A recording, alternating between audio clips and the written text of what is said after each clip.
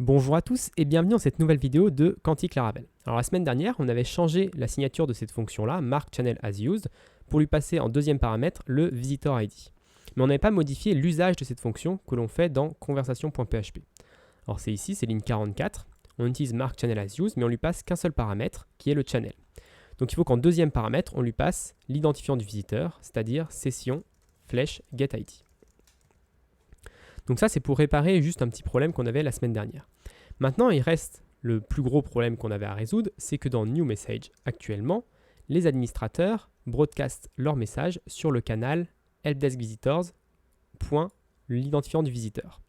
Et ça, c'est pas ce qu'on utilise en JavaScript. Donc si je vais dans mon JavaScript, dans mattermostmessaging.view, on voit que la bibliothèque echo, elle écoute sur le channel test.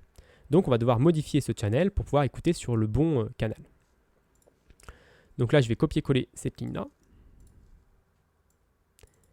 Et à la place de test, je vais mettre helpdeskvisitors. À la place de $this flèche, ça va être juste this point, parce qu'on est en JavaScript. À la place des double quotes, ça va être des backticks. Et il va falloir mettre un $ devant les accolades.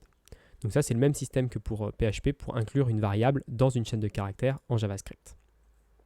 Le problème, c'est qu'on n'a pas accès à ce visitor ID. Ce visitor ID n'existe pas. Donc pour y avoir accès, on va l'accepter en propriété. Donc pour accéder en propriété, on va faire props visitor ID. Maintenant, il faut savoir où est-ce qu'on utilise Mattermost Messaging. On l'utilise dans Mattermost helpdesk. Et ici, on va devoir passer du coup visitor-id et on ne sait pas trop ce qu'on a parce qu'on est en JavaScript toujours, on n'a toujours pas accès à l'identifiant de la session. Donc on va également l'accepter en props et on va le passer visitor ID. Donc, il ne faut pas oublier de mettre les deux points ici pour ne pas passer la chaîne de caractères visitor ID, mais passer vraiment ce qu'il y a dans la variable. Et là, je vais accepter également des props, enfin une props qui va être visitor ID. Et on va revenir encore un cran en arrière, là où on utilise Mattermost helpdesk, c'est-à-dire dans notre welcome.blade.php. Et ici, on va lui passer le visitor-id.